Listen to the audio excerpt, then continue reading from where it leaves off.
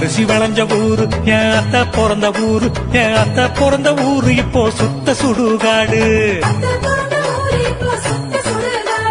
கரும்பு விளைஞ்ச ஊரு என் அப்ப பிறந்த ஊரு, கரும்பு விளைஞ்ச பூமி இப்போ தரிசு நிலமாச்சு. கரும்பு விளைஞ்ச பூமி இப்போ தரிசு நிலமாச்சு.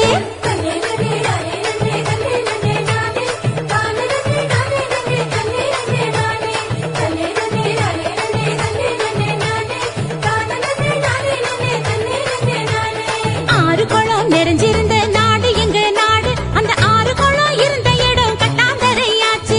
ஆறு குளம் இருந்த இடம் கட்டாந்தரையாச்சு.